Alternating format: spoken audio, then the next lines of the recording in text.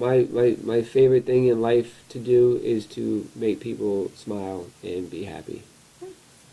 Okay, good. Well, I'm like Elf. I'm like Buddy the Elf. I just love smiles. So, hey everyone, this is Pavlina from Pavlina's Kids Plays. I'm on location in Daytona Beach, Florida with Clayton Sparks, who is a multi-talented music producer, DJ, writer, recording artist, and TV personality. Hello. Yay! That was a lot to remember. You just came off the top of your head with all that. Yeah, you're a smart kid. I'm doing great. Thanks for asking. How are you? I'm good. Nice. Okay, so growing up, what do you think got you into the career of being a DJ? And did you mix music together when you were a kid? Yeah, since I was like 10 years old, music had always interested me. And it interested me before I was 10, but when I was 10, it started piquing my curiosity on how do they make, when I would listen to the radio, I'd start wondering, how do they make music sound like that? How do they, how do they make music?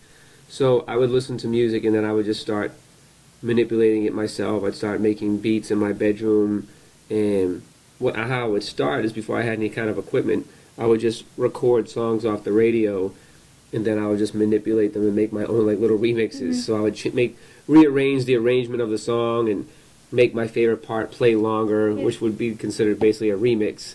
So I would start doing stuff like that, and then it's a two-part question. How to become a DJ was the whole DJ part. I was never, my goal was never to be a DJ. I just wanted to be a songwriter and an artist. And I just wanted to make music.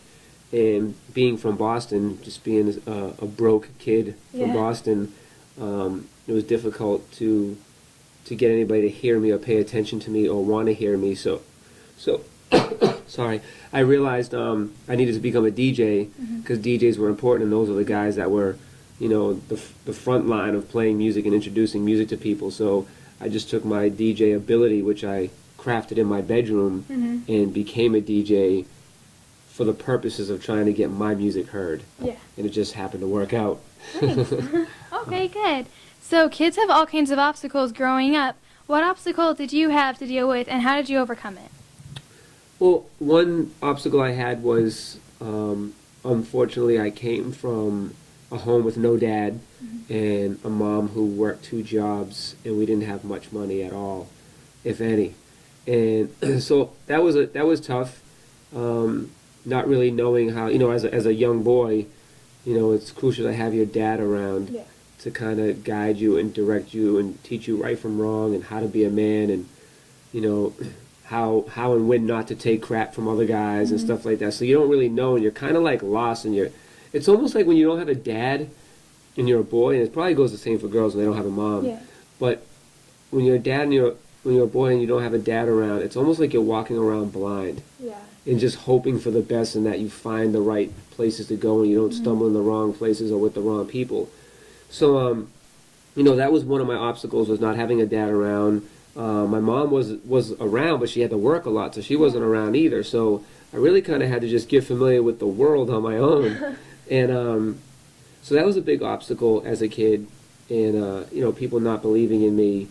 But I kind of always, for some reason, I always had the mentality that it didn't matter if people believed in me, and I never really cared if people didn't believe in me. And I don't mean that in a way like I was tough about it or anything. It was almost just like, for some reason, I just knew at a very young age that once you set your mind to a goal, that anybody that says anything other than something positive towards that is just a distraction. Yeah. So I just learned how to block it out, and it doesn't really faze me. So I haven't set a goal in my life that I have yet to achieve. So, I guess if those are the obstacles, I guess it was just not having a dad, being broke, and that. Okay. So, being in radio can, lead to a lot of different directions, and is a great learning area, too. What was, the best advantage for you, and, what did you like best about starting out in radio? The best part about being on radio was I got to play my own music. Yeah.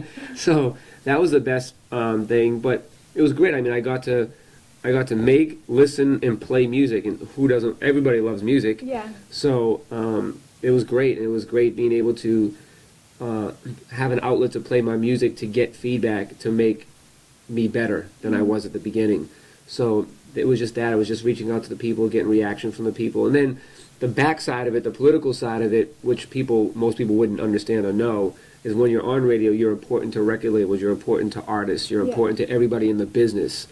So that was another great thing, because then I built a lot of friendships, a lot of relationships, and there were a lot of perks out of that, because once I got on the radio, the way I set up my radio show was that I syndicated myself so that I'd be in Boston, New York, Connecticut, and Baltimore, so all the way down the East Coast.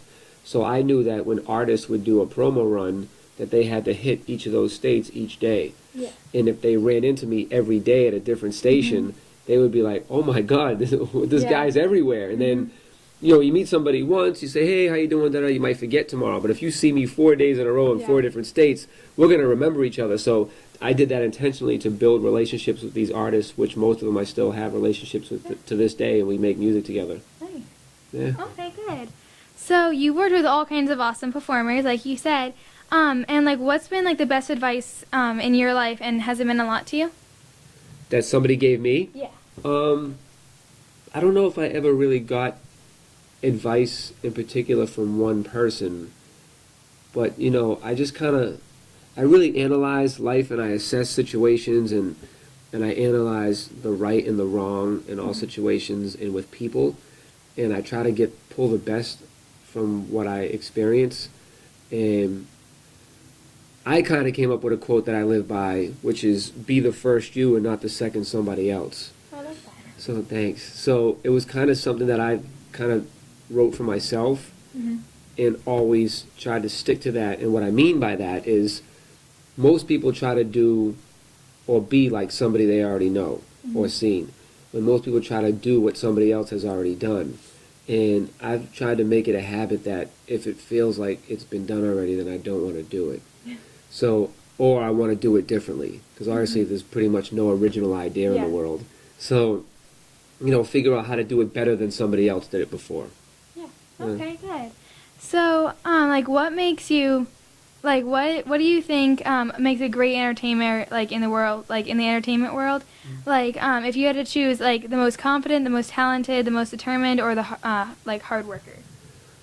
Well, determined will make you the most hard worker. Yeah. Yeah, talent doesn't, you don't necessarily have to be talented to be successful nowadays, and you know that. Yeah.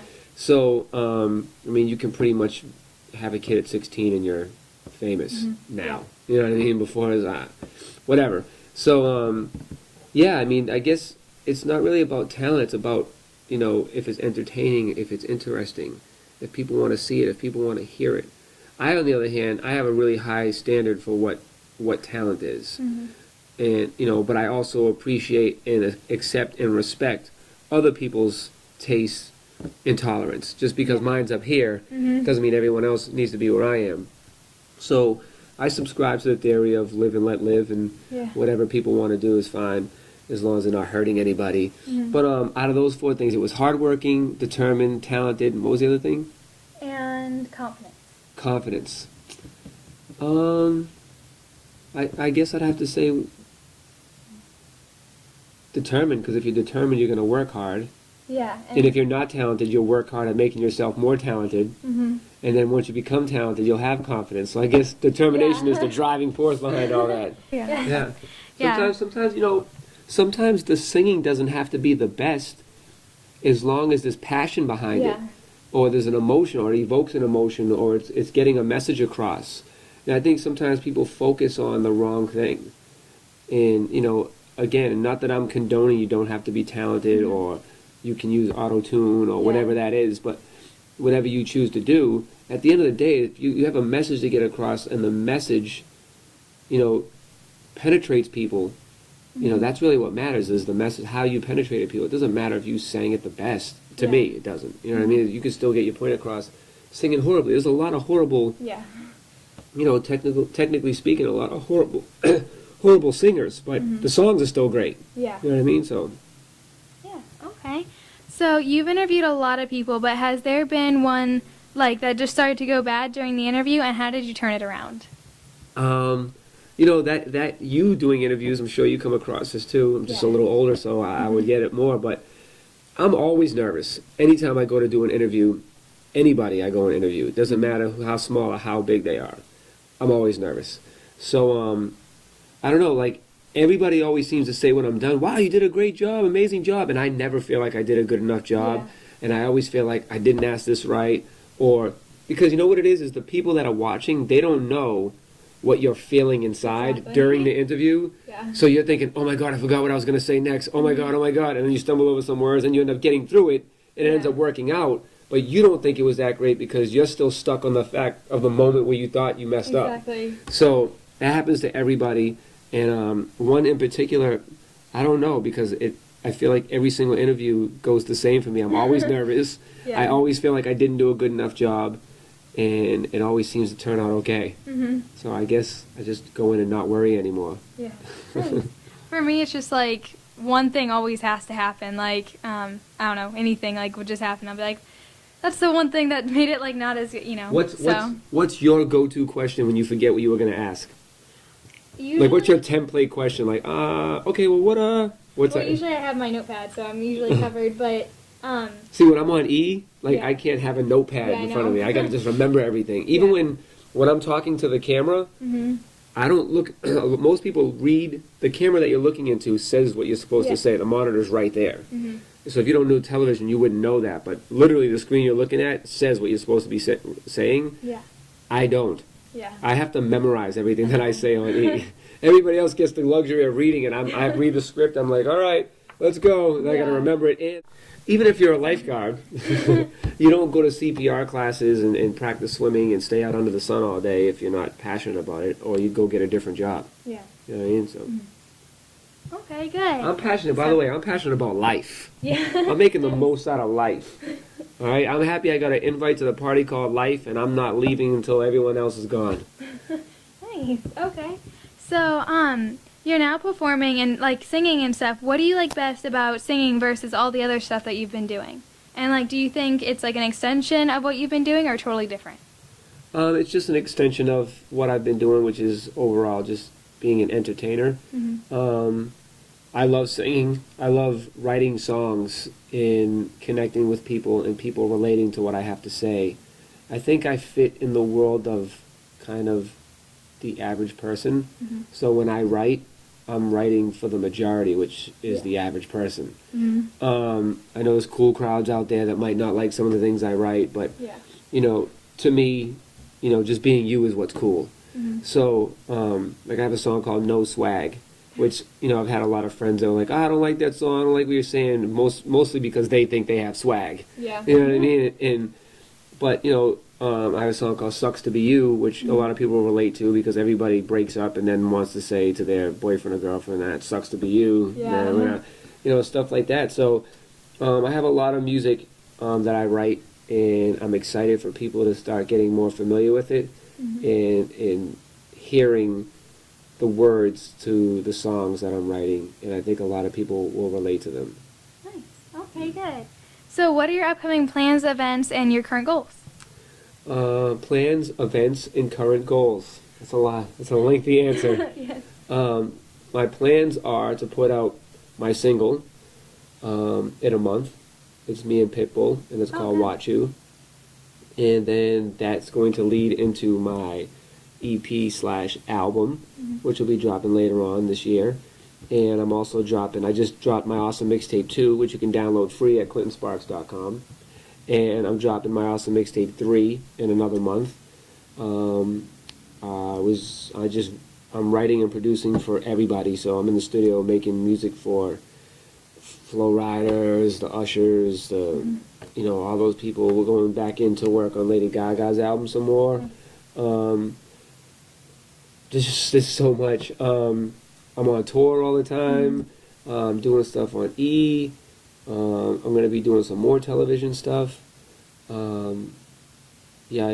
There's like a lot of things happening. Plans?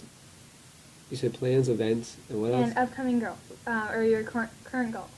Current goals is to keep trying to make people happy. Mom and I were talking about this like before, like when she was driving me here, and I was like, I don't know, I've got like a wide range of people I like to talk to. So. How about a guy that's all of those in one? Hello. Hey guys, what's up? This is Clinton Sparks, and the only place to be is right here at Pavlina's Kids Place. Get familiar.